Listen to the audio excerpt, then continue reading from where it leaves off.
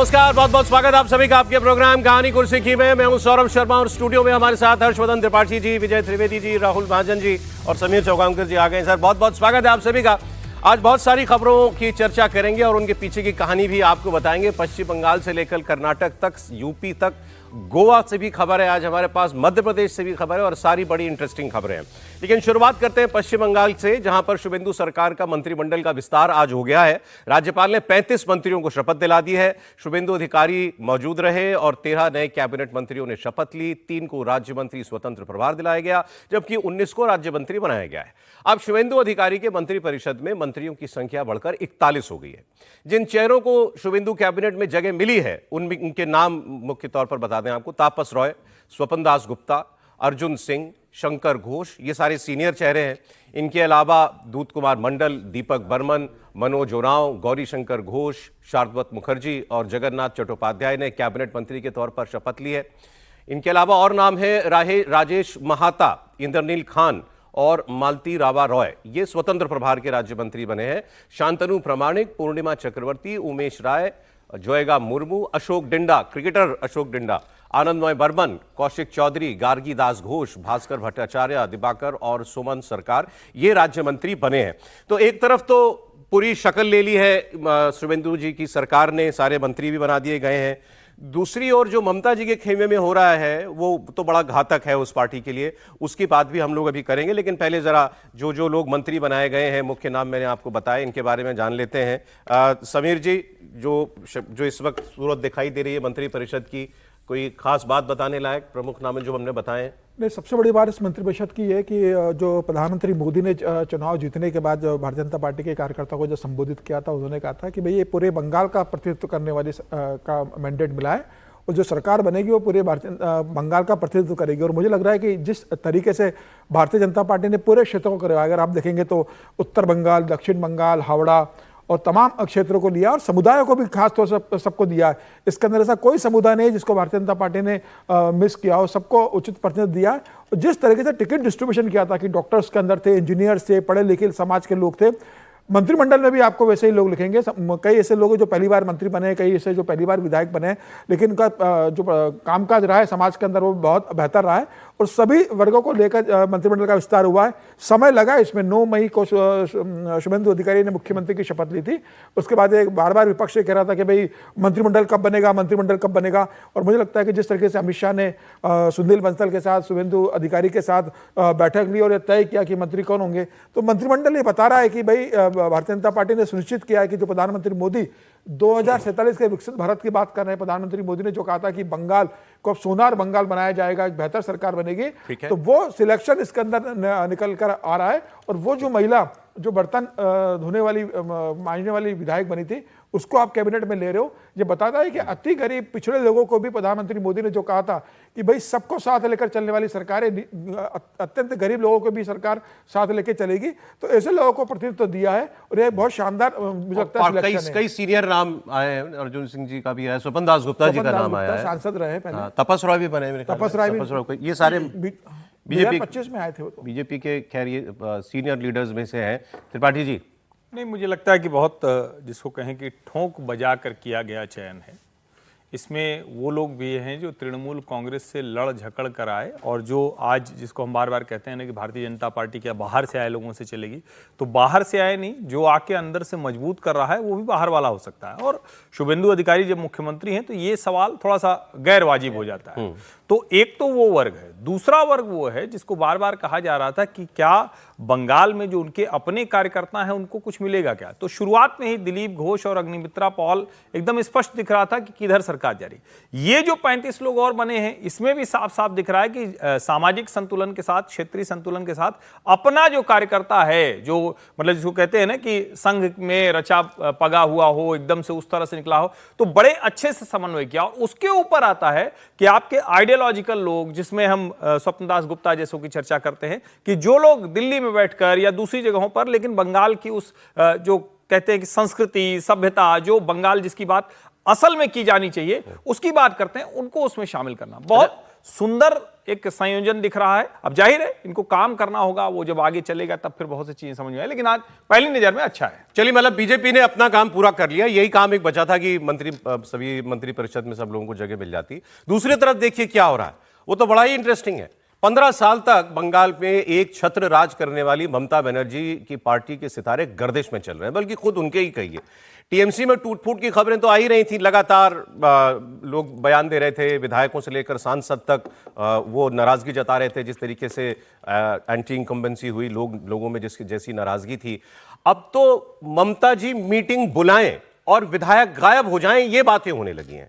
कल ममता बनर्जी ने अपने विधायकों की एक बैठक बुलाई थी, उसमें उनके 80 विधायक हैं। सोचिए कितने विधायक पहुंचे उसमें से 20। 80 में से 60 गायब, पहुंचे नहीं। ममता बनर्जी के बुलाने पर विधायक नहीं आ रहे, और वो भी तब जब अभी अभिषेक बनर्जी पर हमले के मामले को लेकर के वो पूरे देश के अंदर एक अभियान सा खड़ा कर रही हैं। सारी अपोजिशन पार्टीज जो हैं लाइन लगा करके उनके समर्थन में बयान जारी कर रही हैं। उसके बाद ये बैठक रखी गई थी और 80 में से 20 लोग पहुंचते हैं। इसमें ये विरोध प्रदर्शन कैसे करना है, इस मामले को कैसे बड़ा बनाना है, इसी की रणनीति डिस्कस की जानी थी, लेकिन विधायक आए नहीं। अब क्या बताया जा रहा है टीएमसी की तरफ से? टीएमसी की तरफ से बताया जा रहा है कि क्योंकि हमला हुआ अभिषेक बनर्जी पर और उसके बाद हमारे सभी लोग जो थे वो उसके विरोध प्रदर्शन करने के सिलसिले में सब व्यस्त हो गए, इसीलिए वो मीटिंग में नहीं आ पाए और हमने मीटिंग की डेट अब बदल दी है। जो भी हो, बुलाया, पार्टी की बैठक बुलाई गई, मतलब ममता बनर्जी ने बुलाई। और ऐसी भी क्या कंफ्यूजन होगी कि 80 में से 60 लोग जो हैं वो धरना प्रदर्शन करने चले गए। अच्छा, उसकी भी तस्वीर आई होती तो बात थी कि कहीं कोई प्रोटेस्ट कर रहा हो जाकर के। सॉरी, थोड़ा सा खबर कुछ गड़बड़ है इसमें। वो अभी हम लोग बात कर रहे थे तो विजय जी बता रहे थे कि नहीं ऐसा नहीं, आप लोग बेवजह ममता जी के खिलाफ अभियान सा चला रहे। वो ममता जी ने ही कहा था, पहले उन्होंने मीटिंग की बात बताई, फिर उन्हीं 80 विधायकों को कहा कि अरे वो हमारा भतीजा पिट गया है तो उस पर प्रदर्शन करना, वो बता दी। अब उस कंफ्यूजन में दोनों जगह नहीं पहुंच पाए वो, तो मतलब खबर गलत ना चले, इसलिए मैं कह रहा हूँ। सर, एक जगह तो पहुंचना चाहिए था ना दोनों में से। कहाँ पहुंचना चाहिए? अब ये सर बताएंगे। आप ये बताइए। ये है इम्पोर्टेंट ना। देखिए, ये तृणमूल कांग्रेस की बैठक मत कहिए इसको, इस तरह से कहकर आप उसका जो वजन है ना वो कम करें। ये ममता जी की बैठक है। ममता जी तृणमूल कांग्रेस के नेता हैं और चुनाव के बाद की विधायक दल की एक तरह से समझ लीजिए पहली बैठक है और उसमें नहीं आए, ये आशंका तो हम लोगों ने शायद पहले भी जाहिर की थी जब चुनाव। दूसरी बैठक है सर, पहली में भी नहीं पहुंचे थे। नहीं, पहले में तो वो 10 लोग नहीं आए थे, कुछ लोग आए थे, लेकिन ये एक औपचारिक तरीके से बैठक जैसे बुलाई गई थी और जिसमें बड़ा काम करना था, रणनीति बनानी थी, ये सब करना था। पहले भी हम लोग चर्चा की थी जब चुनाव के नतीजे आए थे कि तृणमूल कांग्रेस टूट सकती है, लेकिन ऐसे क्रम्बल करेगी, ऐसे टूट जाएगी, इसके ये राइट वर्ड आपने दिया, क्रम्बल हो रही है। क्रम्बल हो रही है, तो ये बड़ी चिंता की बात होनी चाहिए ममता बनर्जी के लिए भी और तृणमूल कांग्रेस के लिए भी कि किस तरह से ये चलेगा और कैसे वो लड़ाई लड़ेगी, क्या वो मजबूत लड़ाई लड़ सकती है। वैसे भी बंगाल का इतिहास बताता है कि जो पार्टी चली जाती है उसके लौट कर आने की संभावनाएं बहुत कम हो जाती है। ठीक है, लेकिन लेफ्ट पार्टी 15 साल बाद भी थोड़ा बहुत अभी तक बची हुई है, कांग्रेस भी बची हुई है थोड़ी बहुत, 30 साल बाद भी बची है सर, मतलब थोड़ा बहुत तो बचा हुआ है। टिकट मतलब एमएलए नहीं बन रहे तो क्या, लेकिन ये बहुत चिंता की बात है। और वैसे मैं हिंदुस्तान की राजनीति में भी चिंता की बात के तौर पर देखता हूँ इसको। कैसे? कि चुनाव हारना जीतना तो चलता रहता है पॉलिटिकल पार्टी, यदि चुनाव हारने के साथ पार्टियां टूट रही हो जी बिल्कुल, तो ये बहुत मतलब डेमोक्रेसी के लिए भी इम्प्लोड, आपने कहा क्रम्बल, एक शब्द मैं सुन रहा हूं, इम्प्लोड, ये अंदर से विस्फोट हो रहा है जैसे इस पार्टी के अंदर, और ये इम्प्लोड से क्रम्बल हो गई ना, ये समझ लीजिए बिल्कुल इसको। बिल्कुल। अच्छा, अब आगे की बात सुनिए, ये और ही गजब बात है। अभिषेक बनर्जी पर हमला हुआ, गलत हुआ, सबने उसकी निंदा की। ये अब कोई कहे कि नाराजगी की वजह से हुआ कि बीजेपी के लोग थे, व्हाटएवर, हमला नहीं होना चाहिए था उनके ऊपर। ममता बनर्जी के भतीजे के साथ मारपीट हो, अंडे मारे जाएं, पूरा देश का विपक्ष जो है कि उस बीजेपी सरकार को कोसने लग जाए, और उसके बाद जांच में निकले क्या? जांच में निकले कि जो लोग पकड़े गए ये तो टीएमसी के वर्कर थे। ये दावा बीजेपी की मंत्री कर रही हैं कि ये जो पकड़े गए लोग हैं ये टीएमसी के वर्कर्स हैं। और कौन है? ये कहा जा रहा है कि आईपैक ने, वो जो चुनाव वो करवाने वाली स्ट्रेटेजी बनाने वाली कंपनी, जिसको भी टीएमसी के नेता कोस रहे हैं कि उसकी वजह से चुनाव हारे, तो वो कह रहे हैं कि उसने एक व्यक्ति को इस सीट से, जहां जिस डायमंड हार्बर की जिस सीट की ये बात है विधानसभा की, किसी को टिकट दिला दिया, सोनारपुर, यहां से टिकट दिलाया, जिसको दूसरे वाले को भी प्रॉमिस कर रखा होगा और उसको टिकट नहीं मिला। तो ये उस नेता के कार्यकर्ता थे जिसको इस सीट पर टिकट नहीं मिला, ऐसा दावा किया जा रहा है। अब आप सोचिए कितनी गजब बात है। तृणमूल कांग्रेस का जनरल सेक्रेटरी ममता बनर्जी का भतीजा, जिसको लोग डिफैक्टो चीफ मिनिस्टर कहते थे बंगाल का, वो पिट रहा है आदमी, और पीटने वाला उसी की पार्टी का निकल रहा है। ये अग्निमित्रा पॉल जो मंत्री है, उन्होंने दावा किया, सुनिए। ये जनता का गुस्सा है। अब अभिषेक बैनर्जी कल बोल रहे थे कि भाजपा ने करवाया ये, और आज जब अरेस्ट हुआ तो देखा जा रहा है कि लवली मैत्रो, वहां का टीएमसी विधायक के, एक्स विधायक के करीबी सब कैडर लोग हैं। तो ये टीएमसी में गोष्ठी दंड आज का बात नहीं है, वो बहुत दिन से चल रहा है। क्योंकि ये जो पार्टी है वो तोलाबाजी, सिंडिकेट और कटमनी के ऊपर चलता है। देश सेवा उनका प्रायोरिटी लिस्ट में नहीं है। इसीलिए आज पश्चिम बंगाल 50 साल मिनिमम पीछे चला गया। तो ये जनरोष है। सर गजब बात है ये तो राहुल जी, ऐसा भी होता है? क्या चीज? तो कार्यकर्ता नेता को पीटता है? देखिए, इसमें बहुत सारी बातें निकल के, अभी जांच का विषय है कि किसने किया क्या किया। लेकिन जैसे अब कांग्रेस के नेता वहाँ अधीर रंजन चौधरी कह रहे हैं कि अगर ये मतलब रिवेंज होता या फिर ये नाराजगी होती तो उसी कॉन्स्टिट्यूंसी के वो लोग होते हैं जिन्होंने मारा, वो तो किसी और कॉन्स्टिट्यूंसी के लोग थे। तो खैर ये तो सारी जांच का विषय है, लेकिन मैं ये मानता हूँ कि ये सब होना नहीं चाहिए। ये रिफ्लेक्शन, जैसे कि नड्डा जी पे तब अटैक हुआ था तो ये बात हो रही थी कि टीएमसी ने ये करवाया है, और अब अगर ये अटैक हुआ है, सरकार बीजेपी की है, तो रिफ्लेक्शन है ना कि आपका लॉ एंड ऑर्डर ठीक नहीं चल रहा, तभी तो इस तरह की घटनाएं हो रही हैं। तो मुझे लगता है इस तरह की घटनाएं होनी नहीं चाहिए। हार और जीत इलेक्शंस में होती रहती है।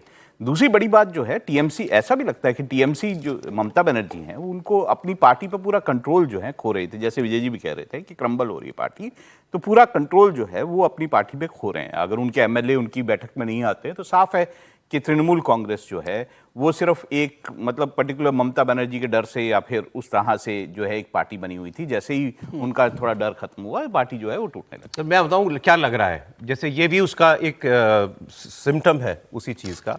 तृणमूल के नेताओं के अंदर डर है, वो पब्लिक में नहीं जाना चाह रहे, और वो अपनी पार्टी के साथ खड़े होते भी नहीं दिखना चाह रहे।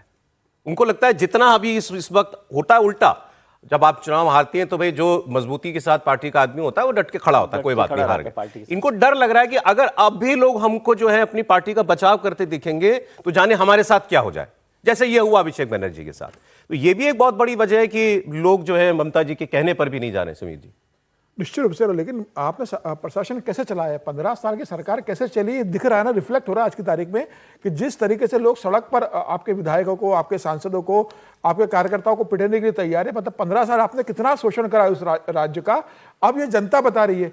भारतीय जनता पार्टी आरोप लगा रही है कि 15 साल ममता बनर्जी ने वहां पर टोल चलाया है, गुंडागर्दी से सरकार बना रही है, करप्शन चल रहा है। लेकिन अब तो ये जनता कह रही है ना, क्या भारतीय जनता पार्टी के कार्यकर्ता सड़कों पर निकल कर आ रहे हैं? प्रधानमंत्री मोदी ने तो बहुत स्पष्ट कहा, बंगाल चुनाव जीतने के बाद जो भारतीय जनता पार्टी के मुख्यालय में आए थे, उन्होंने कहा था ये बदलाव के लिए, बदले के लिए नहीं है, और कार्यकर्ता कोई बदलाव के लिए कार्रवाई। मैं इंकार नहीं करता कि इसमें बीजेपी के भी लोग होंगे सर। 50 में से 2 बीजेपी का अगर होंगे, 48 तो सामान्य जनता है, उसमें टीएमसी के लोग हैं। तो ये बता रहा है कि किस तरीके से कल्याण, आप मान रहे हैं इस बात को कि इसमें टीएमसी के लोग थे? कल्याण बनर्जी के संग हुआ, उसमें आ गया है कि उसमें आम जनता के लोग थे, उसमें बीजेपी का एक भी आदमी नहीं था जो कल्याण बनर्जी पर हमला हुआ। कल्याण बनर्जी के साथ हुआ क्या पहले ये तो पता लगे। कल्याण बनर्जी तो हीरो। अभी एक वीडियो दिखाऊंगा आपको, मैं मजेदार वीडियो बाद में वो गए, जबकि इनको कहीं पत्थर नहीं लगा, कुछ नहीं लगा। उसके बाद आज सीआईडी के सामने जाना था, इनकी पेशी थी आज।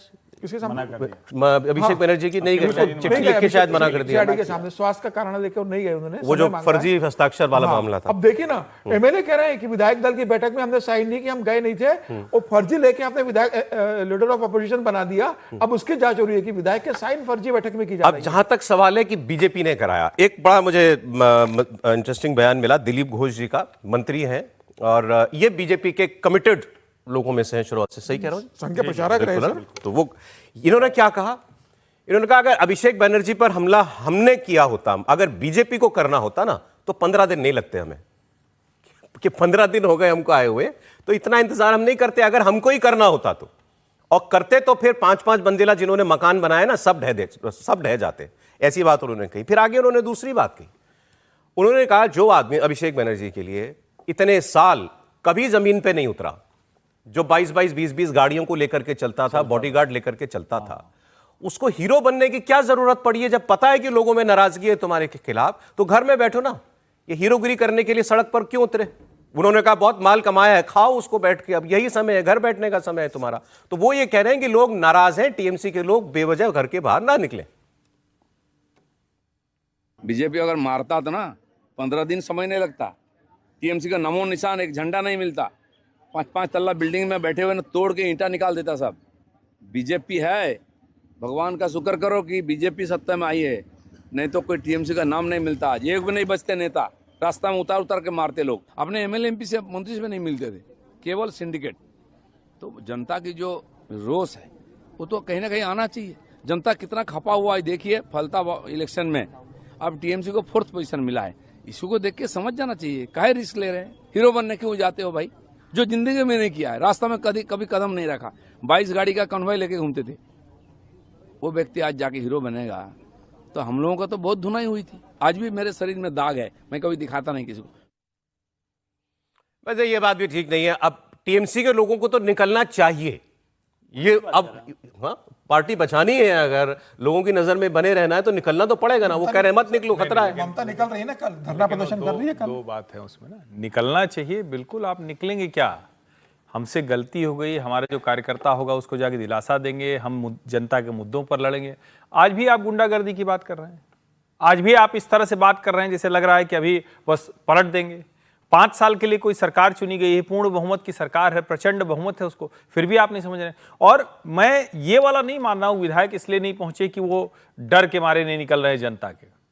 उनके ऊपर जो ममता बनर्जी और अभिषेक बनर्जी का डर का साया था वो समाप्त हो गया। अब वो नहीं डरते हैं बुआ भतीजे से, क्योंकि तब उनको डर था, तब जो भी कुछ था उनको लगता था कि हमें यही करना पड़ेगा।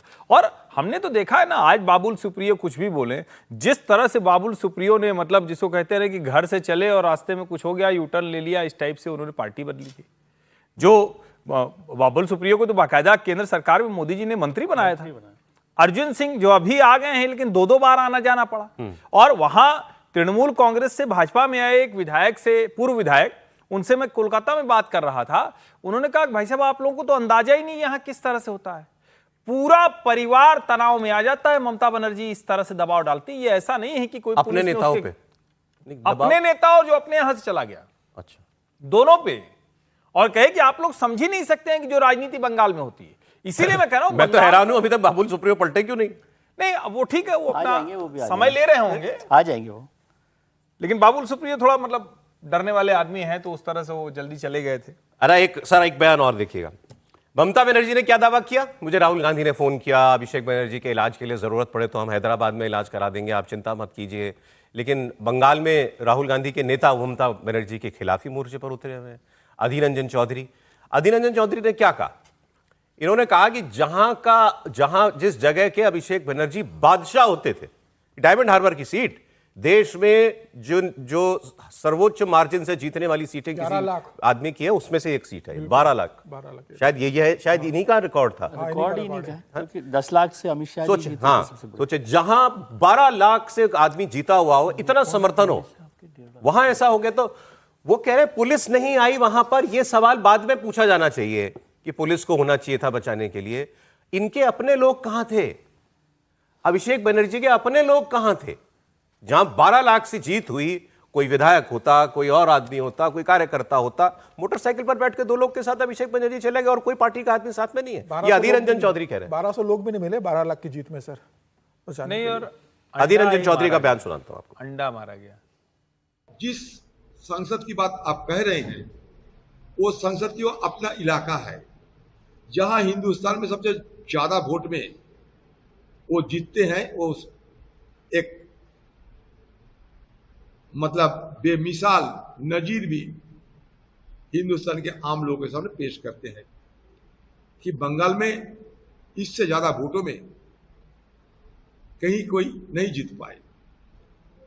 ताजुब की बात यह है, जहां संसद 6 से 7 लाख वोट में जीतते हैं, सारे एमएलए जिस पार्टी के है, जहां म्यूनिसिपैलिटी से लेकर नगर पालिका से लेकर सारे पंचायत, ये पिछले सत्तारूढ़ पार्टी मतलब टीएमसी की अभी भी है राज। वहां अपने नेता को बचाने के लिए एक भी टीएमसी पार्टी के कार्यकर्ता को हम लोग पहुंचने नहीं देखा।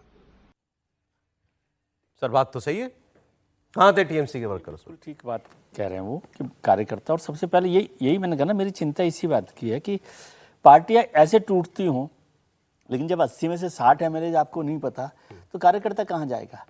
कार्यकर्ता को तो वैसे ही डर है कि भाई क्या हो रहा है क्या नहीं हो रहा है, और वो दबाव में उनके साथ अभी पिट तो कार्यकर्ता ही रहा है, कार्यकर्ता पिट रहा है, तो इसलिए वो थोड़ा सा बचकर रहना चाहता है और वो अपनी जगह देख रहा होगा। नहीं, और उसका रेस्पॉन्स देख लो ना कि 60 एमएलए नहीं है तो कार्यकर्ता पर क्या सवाल आप खड़ा कर रहे हैं? कार्यकर्ता भी तो उन एमएलए के ही हैं।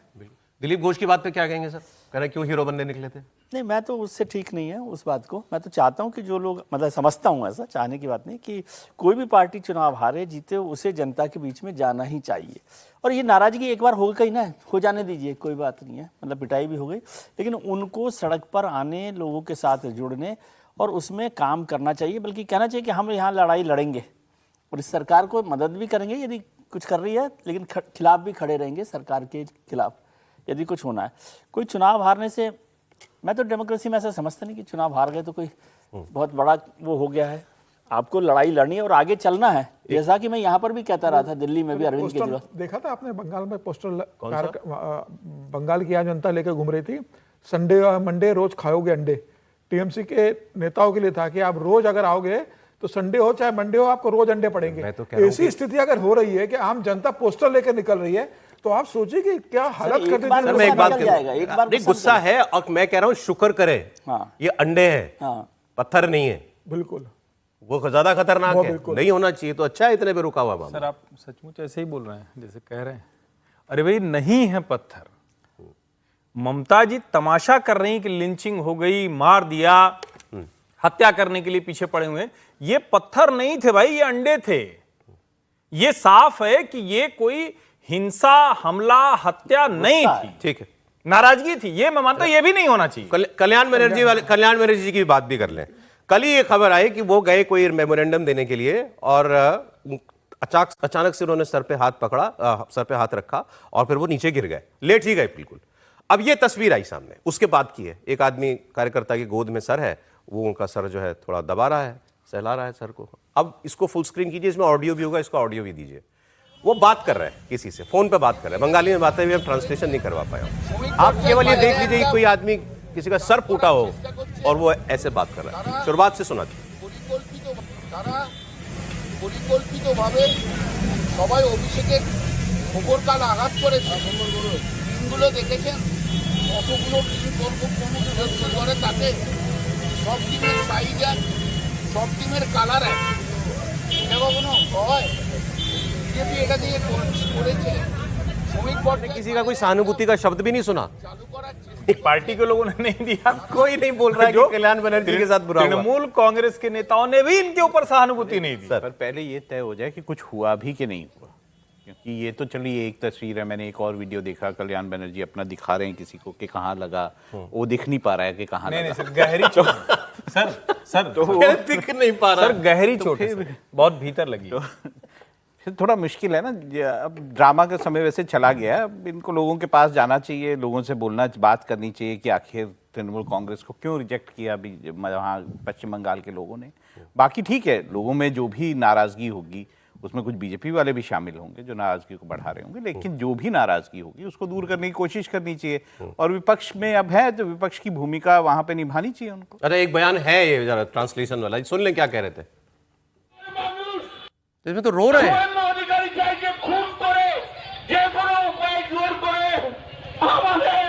সবাইকে মেরে ফেলতে আমি বাংলার মানুষের কাছে আবেদন জানিয়ে যাই, বাংলার মানুষ আপনারা সচেতন হন।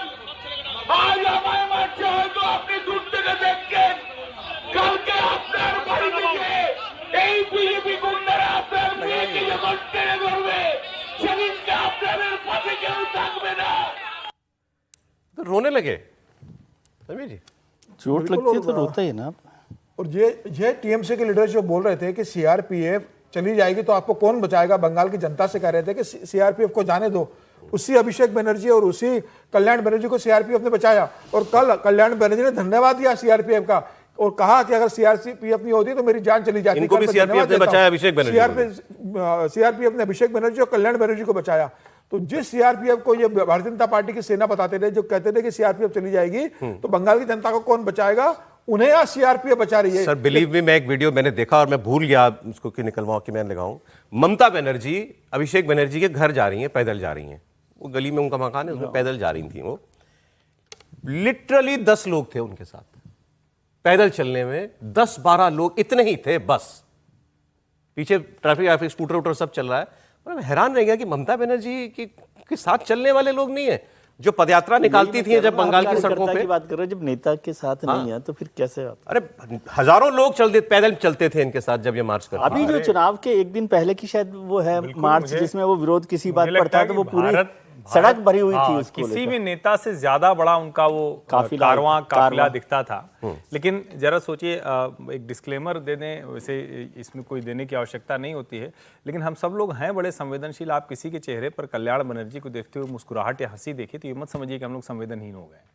लेकिन ऐसा ड्रामा जो राहुल जी ने कहा ना अभी कि वो चोटें ही नहीं दिख रही, वो बेचारे दिखा रहे हैं लेकिन दिख ही नहीं रहा, इतना गहरे अंदर चोट लगी, ऊपर कुछ नहीं लगा है, ऐसे आप कर रहे हैं। और वो कल्याण बनर्जी जिनको सदन के बाहर सदन के भीतर उनकी पार्टी के नेता, चलिए महुआ मोहित्रा से उनका जो झगड़ा चले, वो पट्टी उट्टी भी लगी है उनको, ममता नहीं जी लगी सब है, लेकिन उसके भीतर कुछ नहीं है, मुश्किल है। पैकेजिंग तो अच्छी कराई है उन्होंने, लेकिन घोटाला। अरे एक बात और चल रही है, ब्रेक का समय हो गया, लेकिन हाँ ये लोग ये भी कहना शुरू कर रहे हैं कि भाई ये अभिषेक बनर्जी के साथ जो हुआ ये वो मोमेंट तो नहीं है, मुझे साल तो नहीं याद है जब ममता जी के साथ मारपीट हुई थी, उनका सर फ्रैक्चर हो गया था और उसके बाद उन्होंने लेफ्ट के खिलाफ कसम खाई थी। वो तो बड़ा उससे तुलना कर रहे हैं कई लोग। नहीं, ये तो बिल्कुल उलट आंदोलन था वो तो बिल्कुल उलट चीज है। आप उसको और इससे जोड़ना, उसमें लिटरली उनका स्कल फ्रैक्चर हुआ था। हाँ, लेकिन वो तो जन आंदोलन का वो एक बड़ा ताकतवर प्रदर्शन था, उसको और इसको जोड़ना तो मैं समझता हूँ मतलब बहुत ही एक अलग तरीके। ममता बनर्जी कम्युनिस्टों के हिंसक शासन के खिलाफ कांग्रेस में लड़ रही थी। जी। ऐसा थोड़ी था कि ममता जी सत्ता में थी, उनकी चली गई थी, उसके बाद उनकी पिटाई हो गई। वो नहीं है ना, ये नहीं बिल्कुल उलट है। उसको तो मरवाया था कम्युनिस्टों ने।